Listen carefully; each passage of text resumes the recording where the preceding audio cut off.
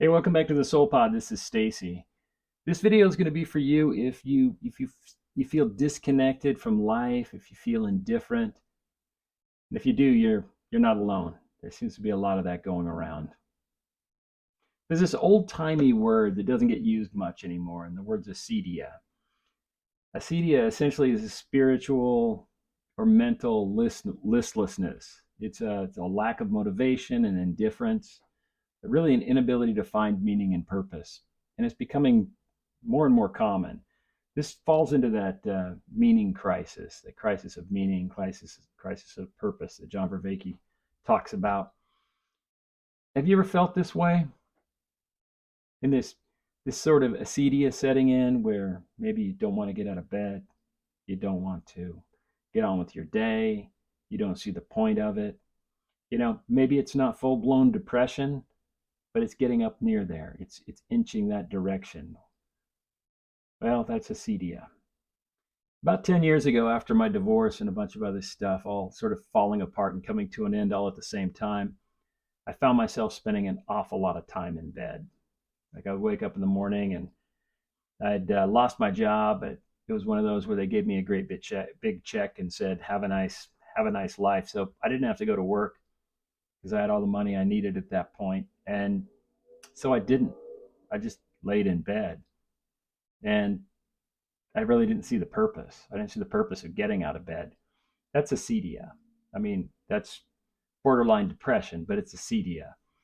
Acedia happens when you have that sort of borderline depression thing that you're not ready to label as depression, but that it lingers and it's an ongoing thing and it's every day to the point where it becomes your normal. If your normal is, okay, it's just wash, rinse, repeat, same thing over and over again each day, maybe it doesn't even feel like depression. It just feels like, what's the point? So you find ways to burn off your time, to kill time. Maybe you watch too much TV. Maybe you watch too much Netflix. Maybe you video game all night long. Whatever you do to burn off time, it's like you're killing time until it's over. But you don't want to do that because this life is the great adventure of your lifetime. It is the ultimate adventure. It's the reason you're here is to live. Life is meant to be experiential, and we don't get there when acedia sets in. When acedia sets in, we just stay in one place. We don't move forward. We don't have personal or spiritual growth. And you're watching this, so I know spiritual and personal growth matter to you. I know that you're here for a reason. I know that you want to be stronger and better version of yourself. So let's talk a little bit about that, and we'll see what we can do to help move through this. If you do feel a sense of acedia, or if you're not sure you feel a sense of acedia and you're thinking there's a possibility, this word was interesting to me. It sort of landed on my radar, and I started researching it.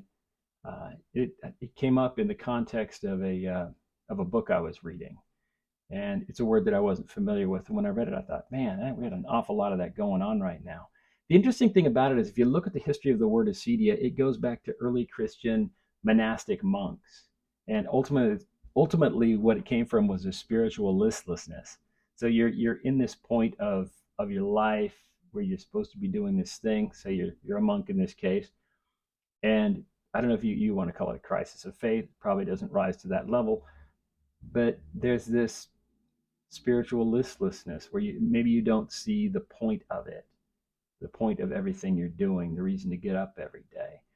And the reason this was interesting to me is because so the word as it's used now, when it is used, which isn't very often, is really just sort of general listlessness and indifference. But in looking at the root of it and where it started, it actually makes a lot more sense because ultimately all of this, when you get to a point of acedia in your life, is that it's really about the spiritual lack. That there's something in that where your spiritual self, you're lacking some spiritual aspect of yourself that's not allowing you to get to that next level.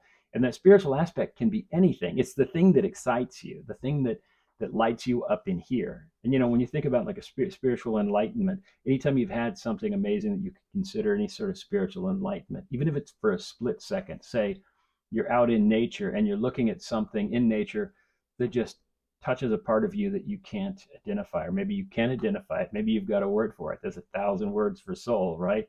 Maybe it's your soul, your heart, your inner self, your core being, whatever it is, that thing. When that happens, that's a little bit of spiritual enlightenment, that little spark inside of us that makes life feel like it's worth living. And that's where acedia started, where this word came from, these monastic monks who started feeling this sort of moment of lack, this listlessness. So how do you fix the problem? Okay, how do you go about changing the pattern? Well, first of all, the first trick to this is this. The reason I want to bring this word to the table today is because we're going to label it. If you are listening to this and you're going, yeah, I kind of feel that, great. Step one, now we have a name for it. Maybe you until now your name for it was, this is just my life. This is just my normal. Now you can tell yourself, well, this is acedia. Now, is this a diagnosis? Not really. But Brene Brown said, once you name something, you no longer feel so powerless in the face of it. That's why it's important to name something. That's why it's important to go, okay, this is what it's called. Now we have a name for it, right? You know that this thing that you're experiencing has a name. It's called acedia. Step one. So that's acknowledging it, right? Step two is consider what matters to you. This is how you start to move out of it. Sit for a moment with yourself, maybe a piece of paper, a journal, and write down what matters to you. What matters to you in your life? I mean, what really does matter? You have maybe kids, your family, your job, your car, your best friends, your anything, your dog. I mean, there was times where my dog got me through, more than once. That moment I was talking about earlier, where I couldn't get out of bed. Skittles would jump on the bed and she'd get in my face. She'd go, "Hey, you gotta take me for a walk." She mattered to me. She mattered more to me than me licking my wounds and staying in bed that day, right? So write down what matters to you, and it doesn't matter what it is. It just has to matter to you. Like if it were taken away today, you would miss it. Like it would matter that it wasn't there, whatever that is. Write it down. And you can write down multiple things if you want. That's step number 2. Step number 3 is to look at those things and focus on them. Focus on them. What is it that you can do to get more in touch with that or those things that matter to you? Can you spend more time in that space? Can you do anything to accentuate that experience? In my case, let's look at my dog. I would take my dog to the dog park and let it run around because her joy made me happy. That's good stuff. That's good stuff. I mean, that's a free recharge right there. Now, is it going to fix the problem? No, it won't. But as you feed that thing, as you feed the thing that matters to you, that makes you happy, that can bring you a little bit of joy, you get little drops of that in you, which starts to pull you out of your acedia. And then you can move on from there. But what it does is it sort of breaks that chain of the same old you doing the same old thing and feeling like you're stuck. That acedia starts to break down and it becomes more porous. And then at some point, with enough effort, it blows away. Another thing you can do once you get to that point, and this is, again, everybody's different. Depends on where you're at in the cycle and how deep you are into it. If it's deeper than acedia, it's full-blown depression. It might be a little more challenging, but these tools work for depression as well, depending on the level of depression you're in. Seek connection. So if anything on your list is something to do with connection, maybe the things that you would miss, the things that matter to you are dear friends or family. Start calling, get in touch, say, hey, what are you doing Thursday? You want to do this? You want to get together? You want to have a conversation? You want to have coffee? You want to go play Trivial Pursuit? Whatever it is, it doesn't matter. It's connection. Connection. As humans, we are wired for connection. When someone does not have connection, we lose it. I mean, we will literally lose our minds. What was that old Tom Hanks movie? It was not Survivor, but Castaway, I think it was, where he ends up on an island all by himself, and there's no one else to talk to. So he starts talking to a ball that he finds. Draws, his face on it, his handprint, and he names it. And it's funny, but at the same time, we can all relate to it on some like personal level, like the humanity of it. because we understand on some deep level that if we were alone like that, we would lose it. We would just go crazy. We would crave for connection. So cultivate connection. Now, if you don't have connection, find a way. And this is where it can get uncomfortable for you, if depending on who you are and how social you are. Me, I'm a pretty social guy, but I still find it challenging to, especially when I feel like I'm lacking, to make that first move to meet people. But there's a lot of ways to do that. Like meetup.com is a great way. You get on Meetup, find things that you're interested in, and just show up. Now, there's that uncomfortable first meeting thing, perhaps, where you're the first when you first walk into a situation, and you're meeting new people. But you know what? Everybody else there is doing the same thing. Some of them may have already been there once, but at one point, every single one of them was that person going to that thing the first time. So you got to keep that in mind. So connection, work on connection. That's the big fourth step.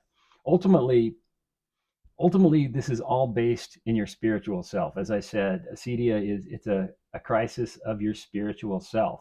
There's something in your spiritual core that is not being attended to, that you need to attend to.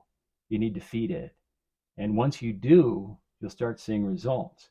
Now, this is the important part. Don't expect immediate results. You're not going to get immediate results. You'll get little drops. You're basically filling your spiritual bucket, but you're doing it, maybe a little cup full at a time. So it's going to take a while to start raising those levels up. So you start breaking down the acedia in your life. Think of acedia like a thick film between you and the rest of life. And so you're starting to knock holes in it. You're making it thinner and thinner the more effort you put into it. One of the best ways to go about reinforcing this, and this is step number 5 in this, which is must continue throughout this process if you really want to have good successes, is to maintain mindfulness practices. You'll hear me again and again and again talk about meditation. Meditation, walks in nature, mindfulness practices, journaling, like writing about what you're feeling, what you're experiencing. Because ultimately, when you journal, and I love this part of it, we'll get back to the meditation side. On the journaling side, you're having empathy for yourself. It's like you're writing stuff down that you can go back later and you can read and you can go, man, wow, you went through a lot. Like I'll go back and I'll read some of the stuff that I wrote when I was going through it. And I mean, I feel for that guy. Like I feel for that guy. In the moment, I wasn't feeling for that guy. I was just really torn up. I was dealing with whatever I was dealing with. But in going back and reading what you write, you can step back from it sort of, and you can have empathy. Maybe it's you seeing yourself from your soul's eyes at that point.